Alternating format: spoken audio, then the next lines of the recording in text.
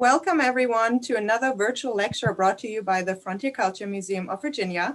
My name is Doretta Sobolewski. I'm the research coordinator here at the museum. And today I have Professor Brian Dodds with me. Professor Dodds will speak on the Enlightenment ideals of the Founding Fathers and the impact on education in America. And without further ado, it is my pleasure to introduce Professor Dodds to you. Brian Dodds is a professor of educational foundations at the University of Georgia.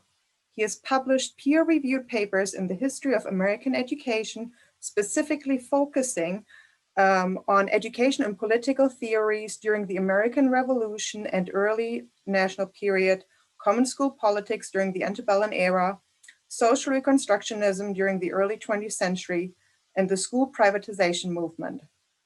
Dodds is the author of Educational Foundations, Philosophical and Historical Perspectives, published by the Cambridge University Press, The Political Education of Democratus, Negotiating Civic Virtues During the Early Republic, published by Lexington Books, and he's the co-editor of The Elusive Thomas Jefferson, The Man Behind the Myth, by McFarland Publishing.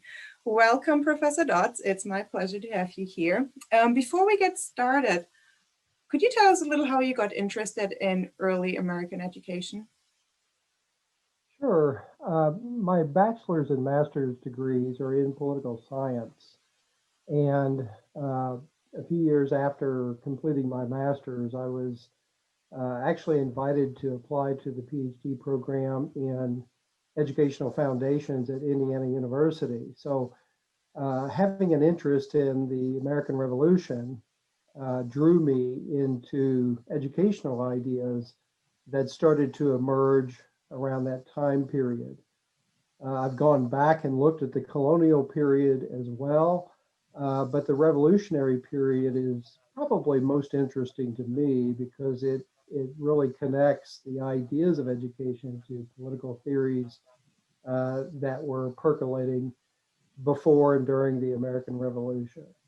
So we can make historical connections with the kinds of schooling and education that we have today based on the ideas that emerged during and after the American Revolution. That's very interesting. And I'm very much looking forward to your lecture. Thank you. Okay, hi everyone. I'd like to thank the Frontier Culture Museum for having me speak today. It's an honor and a pleasure to be with you. What I'm going to do is to focus on a number of American founders who were well versed in Enlightenment thought. The variety of political theories emerging during the 17th and 18th centuries informed their thinking in a number of ways. After the American Revolution, a variety of founders seriously considered not only how to structure the new government of the United States, but also how public education could inform citizens of a new republic. Thomas Jefferson's ideas, probably better known than any other founder on this subject, are likely the best known, but other key and lesser known founders contemplated what public education could look like in a new country. Although the founders and citizens had been here for hundreds of years, the separation from England, of course, created a desire among several individuals to develop new institutions, not just schools, but including schools, and how schools might play an important role in developing unity in the new nation. I'll begin with an overview of Jefferson's ideas on public schooling in Virginia, followed by brief summaries of Noah Webster, Benjamin Rush, and a lesser known individual by the name of Robert Korum, who was actually a teacher.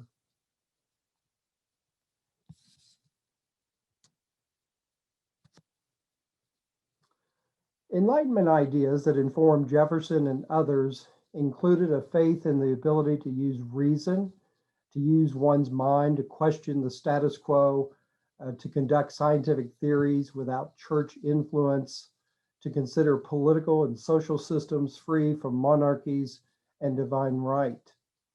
Science, along with humanism, which is the idea that humans can use reason and individual or social agency to create progress, highlighted the desire to expand education and literacy. In fact, many civic Republicans like Jefferson concluded that a true Republican government facilitated free inquiry and scientific investigations. Another Enlightenment influence included a respect for natural law, which led the founders to support Lockean notions of natural law. This is consistent with wanting to protect people's inalienable rights, faith in, and the ability to act on one's reason had to be given special constitutional protection.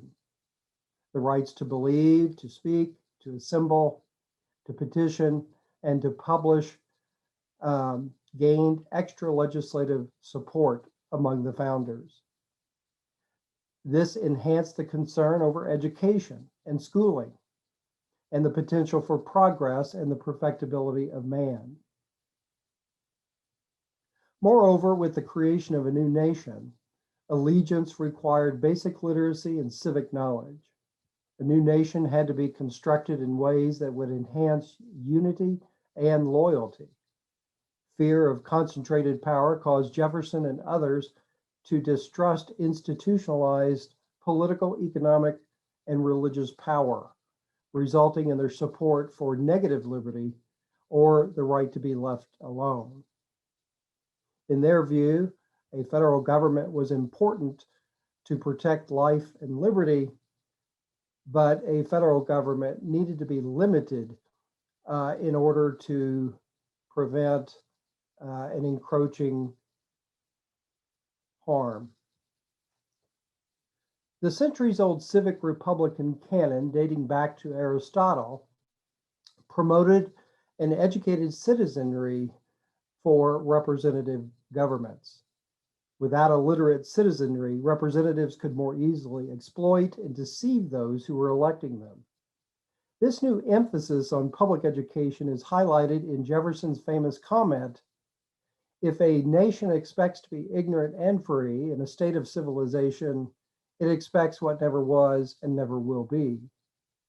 For Jefferson, if the new republic failed to educated citizens, it would fall like most other republics in history. Republics were quite fragile in history, and the founders knew that. Having been well versed in history, political, and social systems, Jefferson recognized that aristocrats like himself often enjoyed their social status without merit. In other words, they were born aristocrats and into families with great wealth and inherited and so forth for generations. Some were intellectually wanting, others enjoyed their status without expending any hard work or having to overcome challenges. This largely made his class an artificial aristocracy, in his words, that had been for centuries buttressed and perpetuated by legal, political, economic, religious, and social institutions dating back centuries. This knowledge played into Jefferson's arguments supporting public education. If all white children, especially males, could enjoy access to education, Jefferson believed that schooling for the poor could provide greater opportunities for individuals outside the aristocracy. An educated public would not only uplift individuals, but also benefit the new republic by expanding a natural aristocracy filtered by hard work and intellectual and academic achievement that would otherwise have gone unnoticed. In addition to education, the historical civic republican canon also supported agrarian laws, which rested on the idea that citizens would enjoy greater freedom and independence if they also owned land. Education and land ownership were to support intellectual and economic independence important requirements for an agricultural society and a representative government.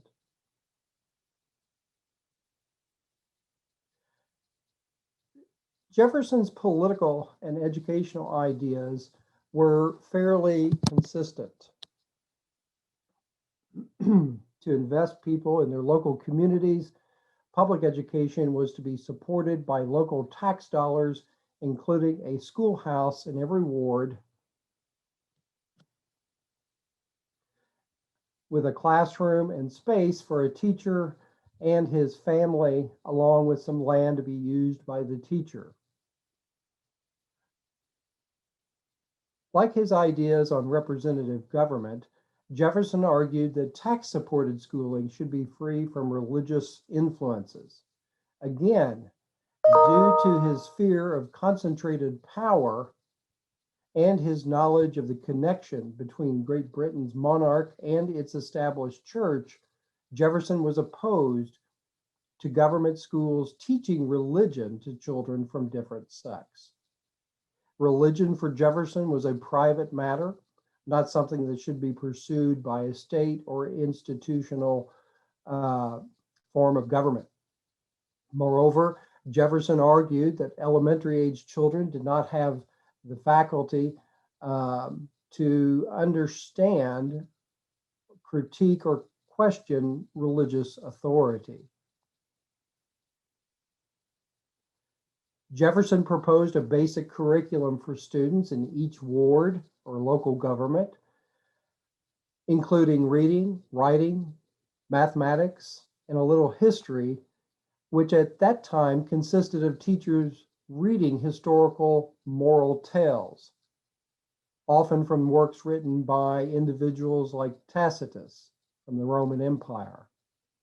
Tacitus was one of Jefferson's preferred historians because his histories focused on active citizens who protected the republics from dangerous tyrants. In addition, Jefferson preferred students to be exposed to what came to be called Whig history. Namely, this is history told by Whig historians who celebrated representative governments in their histories as opposed to celebrating monarchy. Tory historians, on the other hand, were akin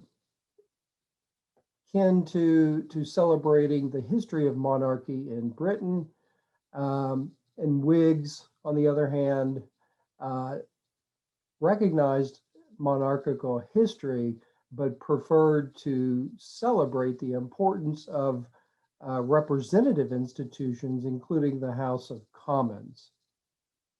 For children who advanced in Jefferson's educational plan, which I'll explain in a moment, students in upper grades could gradually be exposed to Tory histories once the Whig history was well established in children's psyche. So Jefferson was clearly moving in an ideological direction in order to build a stronger base and understanding for representative government among children before they were exposed to other kinds of histories. For those attending university, Jefferson supported a variety of religious beliefs and sects to be discussed at the university level. He supported critique, discussion, and questioning of different religions, and he believed this exposure would increase respect for religious freedom and the separation of church and state, because it was the separation of church and state that protected different groups' religious practices and beliefs. As for the institutionalization of Jefferson's education plans, an elementary school was to exist in every ward in each county. So there were a number of wards in every county, and they were to be within walking distance to the children who resided in each ward. He sometimes refers to these local geographical areas as hundreds. which is an odd term, but he adopted that from ancient English history, and the Whig historians used the term periodically, and it basically means a geographical area made up of about 100 families. This level of government, the most local, was viewed by Jefferson and Whig historians as the ideal space for the promotion of democracy. Anything larger than the ward or the hundred was considered to be incompatible with democratic frameworks. There were to be several wards in each county, resulting in several hundred schools throughout the state of Virginia.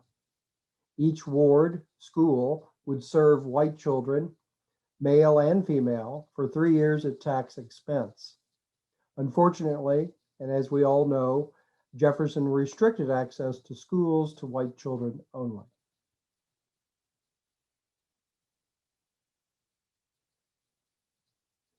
After 3 years of elementary schooling, the most academically gifted male scholar in each school would be chosen to move up to a grammar school, roughly equivalent to a high school today. For at least 2 years and potentially up to 6 years, these children would attend these grammar schools.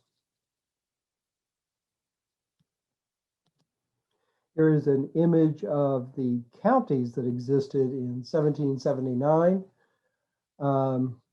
As you can see, the counties to the west were quite large, so they would have to accommodate a number of ward schools for children to be able to attend. So again, the most academically qualified male from a poor family in each ward school, or elementary schools, we would call them today, would be chosen to attend at public expense a grammar school for 2 to 6 years, depending on the academic achievement of certain poor children. Of course, the whole idea is focused on helping poor children obtain access to formal education. I took the map from the state of Virginia in 1779, and based on Jefferson's plans and the proposal that he submitted to the Virginia legislature, and based on the counties, he divided up these particular districts. There were 20 grammar school districts. So in District 7, for example, you would have a number of ward schools or elementary schools where children would receive 3 years of basic education. And then one child from each of the ward schools would be chosen in District 7 to attend grammar school free of charge. Of course, other families could attend these schools, and it was hoped by Jefferson that many individuals would attend these schools, not just poor children, but he wanted to give poor children an opportunity to advance through the systems academically and so forth. And again, the most academically qualified male from a poor family in each grammar school who completed the 6 years of schooling would be chosen to attend the College of William and Mary with a full scholarship. So there would be chosen one individual student, the most academically capable, however that was assessed by a board of visitors, to move up to the College of William and Mary. So in the pyramidical scheme, we have elementary education at the bottom of the pyramid, free for 3 years for white male and female children. Unfortunately, education for white females ended at this point. Only white males could advance through the system. Probably doesn't surprise anyone based on the patriarchy at the time. But nevertheless, Jefferson's ideas were considered to be quite radical during his time. And unfortunately, all 3 times that he submitted these proposals to the Virginia legislature, they rejected them. So his ideas never came to fruition with regard to the elementary and grammar schools. And of course, everyone's familiar with his creation of the University of Virginia. But Jefferson's creation of the 20 grammar school districts in Virginia was outlined in his General Diffusion of Knowledge Bill, which I highlighted in the previous screen. The students who were not promoted to the College of William and Mary were invited to return to the wards and become teachers in the elementary schools if they so chose. And the same occurred for the grammar schools. So basically, we see a teacher pipeline being created by Jefferson's system, so that higher systems of education would provide the teachers for systems, the elementary schools, and so forth. So education was to provide the basis of a truly effective Republican form of government in Virginia. An educated and independent citizenry would hold representatives to account and provide the glue that would hold the new ship of state together.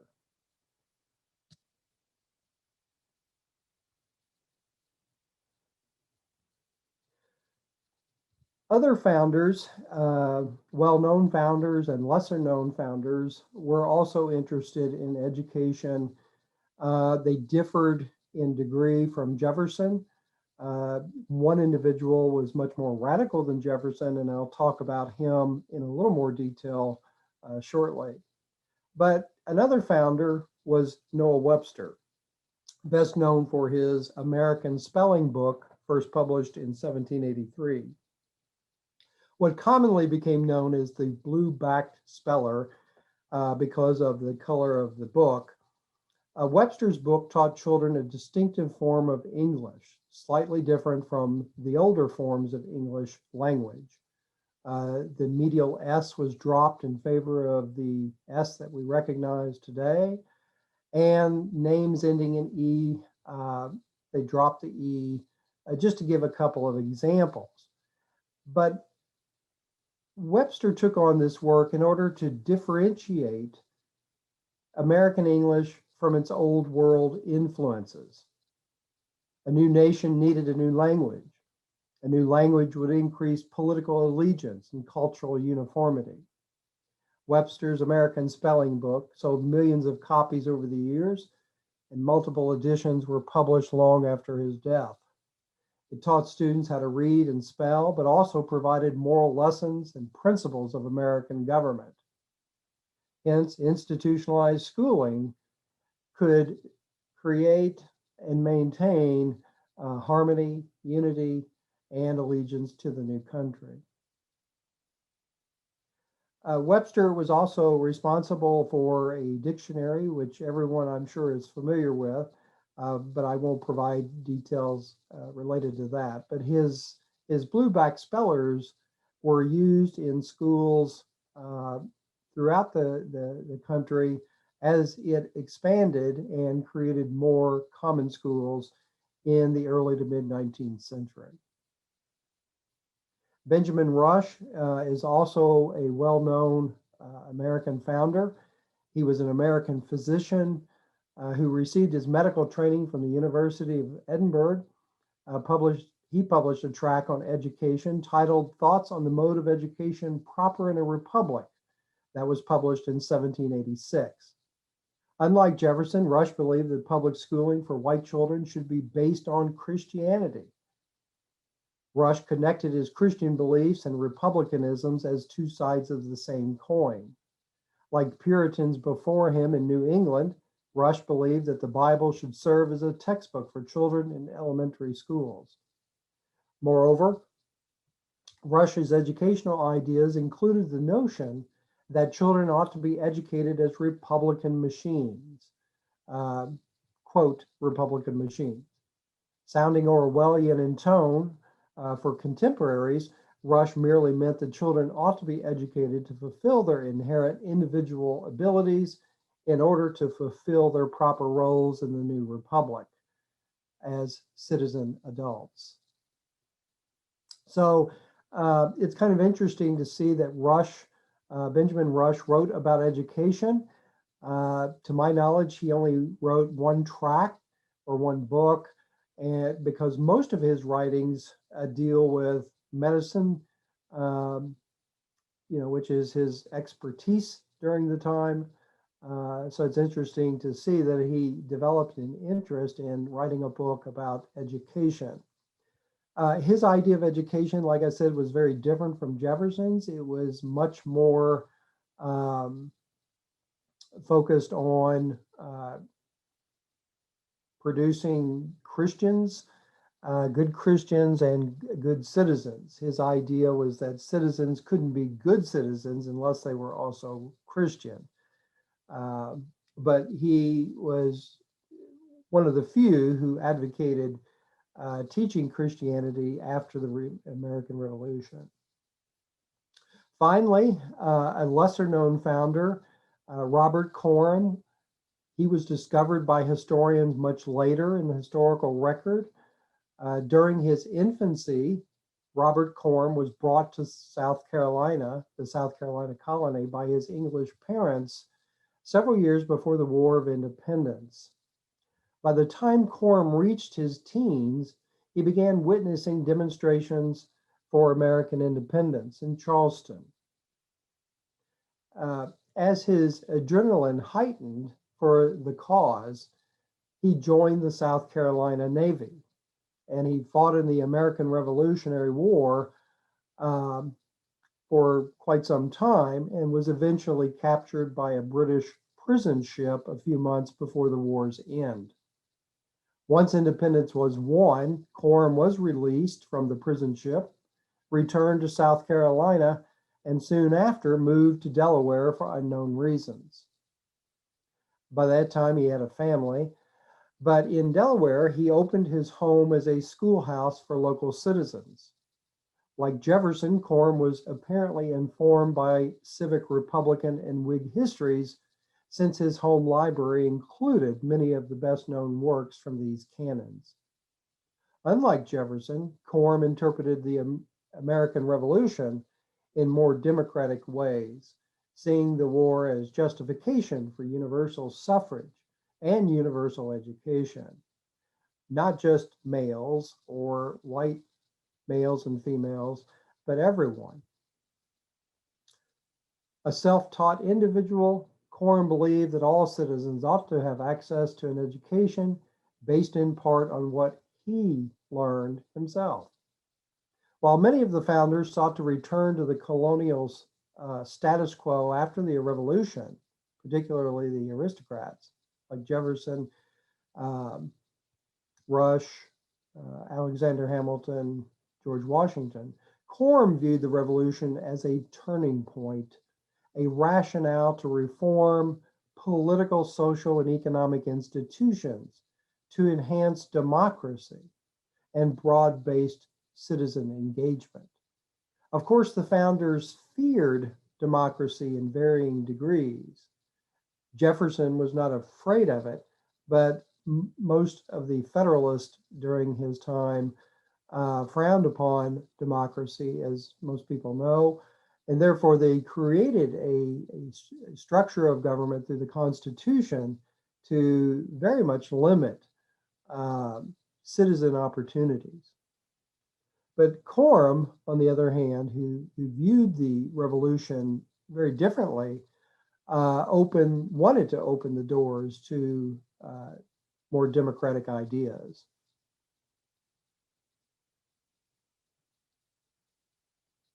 He thought the revolution, like I said, was a turning point, a rationale to reform institutions, to create universal schooling.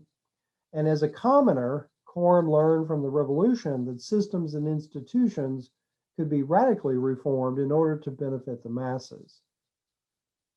And it's interesting to point out, and everyone should have access to his one book, as far as we know, that was actually published. I call it a treatise, but Korum published a treatise in 1791 titled Political Inquiries, to which is added a plan for the general establishment of schools throughout the United States.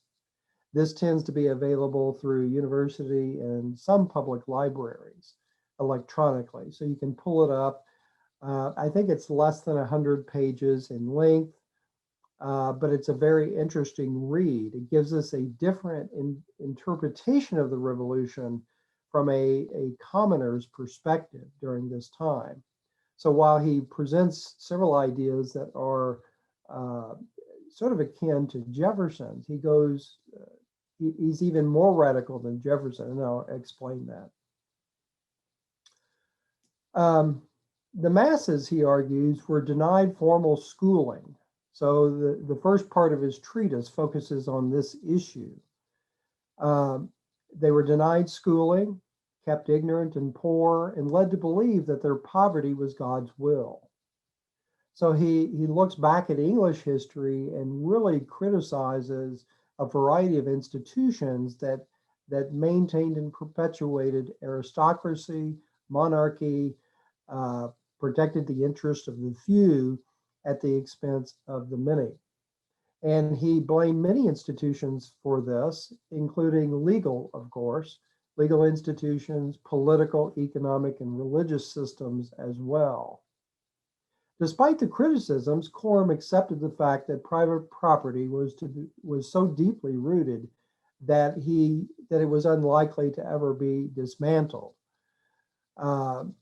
Therefore, like Jefferson, Korum promotes agrarian laws or agrarian reforms, arguing that land should be distributed to the masses in order to benefit their self-sufficiency and to increase opportunities. If individuals own their own land, they could make independent political decisions, assuming they were educated, which is why he supported both, like Jefferson. People who own their own land could become economically self-sufficient. If they had access to schooling, they could be politically independent. They would not be told by their landlords, for example, or their employers how to vote. So land ownership and access to education in the Republican canon, going back to Aristotle, supported these ideas in order to help maintain Republican forms of government. So while the first part of his treatise focuses on some critiques that he develops in opposition to many of the old institutional frameworks, the second part of Korum's treatise, interestingly, focuses on praising Native American Indians. And Korum differentiates Native Indian equality, collective governance, and the lack of private property in Native Indian cultures with the excessive history of inequality, poverty, and ignorance in English culture. His knowledge of Native Indians led him to mock, quote, civilized society in England and to praise the greater happiness and well-being in Indian cultures. In the third part of his treatise, Korum widely discusses free public education, similar to Jefferson's plans. However, Korum goes further by supporting universal schooling for everyone, regardless of race, gender, etc. He argued that everyone should have access to tax-supported schooling, and he supported public libraries in order to maintain an informed citizenry. Based on his preferred curriculum, Korum wanted children to be educated to become actively engaged, critically minded citizens, very much like himself. So, in other words, Korum's plans for universal education paralleled his more radical and democratic interpretations of the American Revolution. In fact, we can see in all of these educational proposals refracted interpretations and meanings that were adopted by these individuals, whether they be Thomas Jefferson or Webster, Benjamin Rush, or Robert Korum. So in the PowerPoint, I just have a few images. One was of Noah Webster's The American Spelling Book. Not a great image, but you can at least see what the front of the book looked like. And then this image is from Benjamin Rush's plan for the establishment of public schools. And then we have Political Inquiries from Robert Korum. Again, this is, I think, about 90 pages. It was published in 1791. He actually sent a copy of this book to Thomas Jefferson and George Washington. And in his cover letter to George Washington, he very diplomatically explains that he's included his treatise for the Honorable President of the United States to consider. Now, as you can tell, Korum's treatise was quite radical and quite critical of common institutions adopted by the American founders, inherited from the old world. So my guess is if George Washington ever saw the book, he probably tossed it in the fire, but I have no evidence of that. There's no evidence that we've uncovered so far showing that either Jefferson or George Washington read his treatise, even though they were mailed to them. So it's interesting, you know, I said at the beginning of the presentation that my background in political science really pushed me to investigate many of the educational ideas that developed during and after the American Revolution. It's interesting to see how new nations develop systems of education in order to pursue, you know, individual and group interpretations of what revolutions stand for. So I'll be glad to answer any questions that you have. I hope you enjoyed the PowerPoint.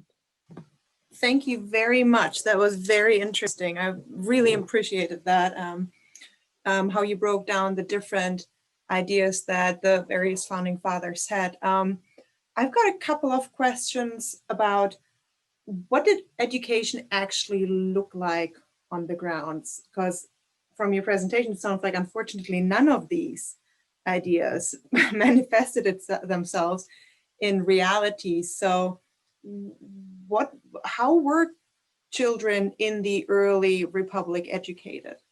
Sure. Yeah, unfortunately, none of these proposals took hold. Of course, Noah Webster's book was adopted by schools once they developed common schooling in the early to mid 19th century. But during Jefferson's day, the only children who were educated were children of wealthy parents, and they were educated in private academies.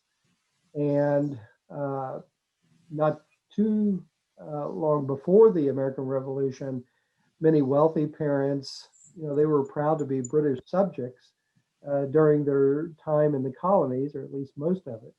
So many of the wealthy aristocrats sent their children over to England to be educated in private academies.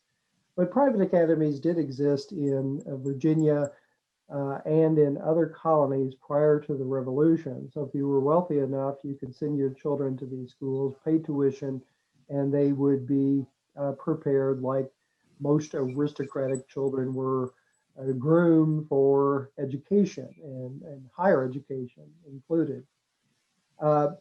There were a few pauper schools or poor schools for poor children.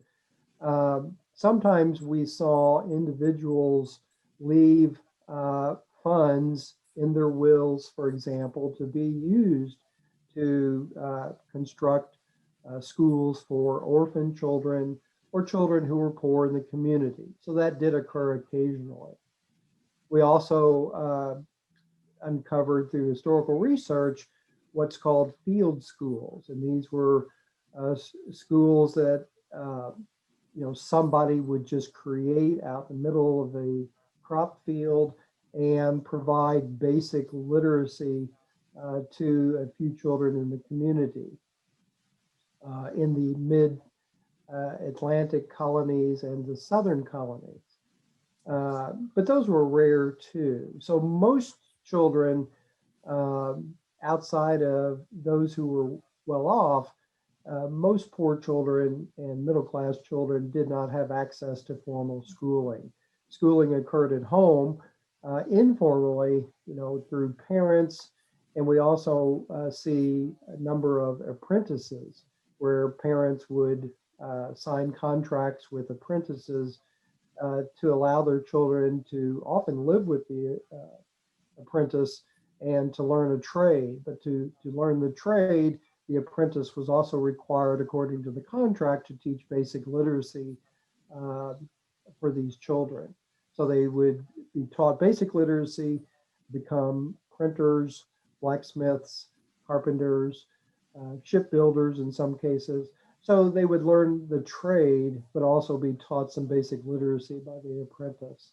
So when you look at the general population, most children went without formal education until the expansion of common schooling in New England and the Midwest.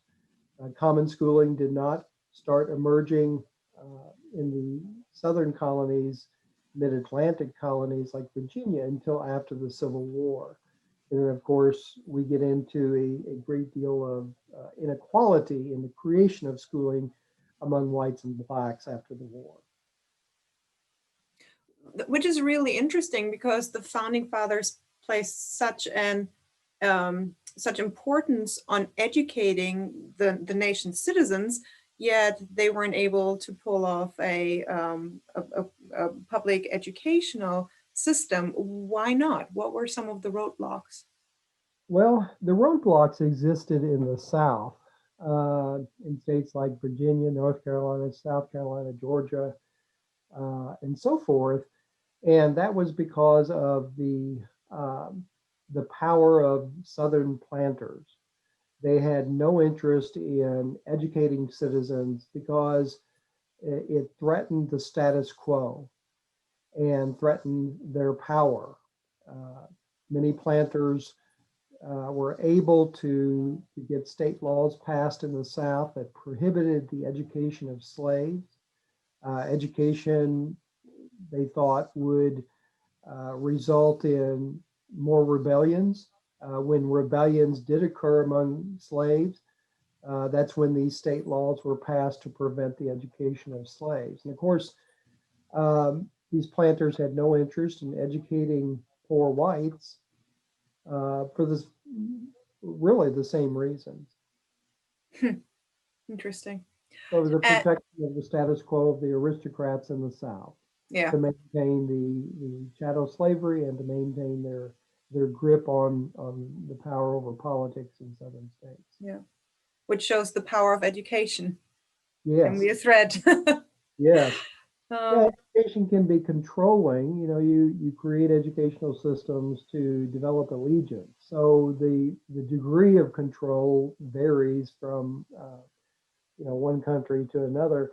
But education can also be threatening to those who don't want to see a change in the status quo. Yeah. And I have one more question to tie it up. What are some of the lasting legacies of the founding fathers' ideas on education that you see in today's American education? Well, while Jefferson's plans were rejected, aristocrats didn't want to pay higher taxes for mass schooling or common schooling. Many of them didn't see any point in educating farmers' children. While they were rejected during his day, we see many similarities today in our systems of schooling across the country. So Horace Mann emerges as a paragon of the common school movement during the early to mid 19th century in Boston. And that common school movement caught fire and spread fairly quickly into Midwestern states and then eventually into Western states. So I think we do see, I mean, Horace Mann was familiar with Thomas Jefferson's works on education or his proposals and other proposals. So when common schooling or elementary schooling expanded throughout the North and in New England, we see a lot of remnants from Jefferson's ideas. Of course, Jefferson's ideas weren't all that new. He adopted, uh, you know, other plans, ideas and other plans that had existed overseas. But we see those present today. You know, the basic curriculum of reading, writing, arithmetic, um, certain kinds of history. You know, once the common school movement expanded, one of the ideas of history, like Jefferson, was to create an appreciation for um, you know, the ideas that were percolating during the American Revolution as far as representation was concerned, and education as a form of opportunity for children. So that was one of the arguments Horace Mann put forth, is that if we allow all children to attend common schools, that will not only increase opportunities for individual children, uh, it will benefit the republic by having a better educated citizenry and so forth. So we don't see the division of class subjects into different classrooms until really the turn of the 20th century. But we do see, you know, the thrust for uh, common education emerge again during the common school era. And we do see Jefferson's ideas mixed into the common school movement. We see Noah Webster's ideas. Um, we don't see too many of Robert Korum's ideas presented in these systems of common schooling, but you know, it's good to have Robert Korum, know about Robert Korum sort of as another guidepost in the development of education and schooling. Yeah, and I really appreciate that you introduced him to us. So thank you for that. Thank you so much, Brian. That was incredibly edifying. If our viewers have any further questions for you, what's the best way for them to get in touch with you? Sure, I welcome connections with anyone. I can be reached through my email probably more quickly, and that's bdotts@uga.edu. Perfect. And we'll make sure we add that email to our description on our website. And I want to thank all of our viewers who spent the time with us today here. We really appreciate your continued support. If you like to make a monetary support to help us deliver programs like this free lecture series, please go to the donate button on the lower left corner of our website. It's going to take you to the American Frontier Culture Foundation's website, which is the foundation that helps us put programs like this together. So thank you to them as well. And once again, thanks to everyone. And on one final note, if anyone would like to see a field school like the one that Brian described early in the presentation, we actually have one here at the Frontier Culture Museum. It's a school from the 1840s from the Shenandoah Valley. And we do some school programs in there, which is a very interesting experience for many of the kids. So, Nice. yeah, once again, thank you very much. And I hope to see everyone again at the next lecture. I enjoyed being here. Thank you so much. Thank you again.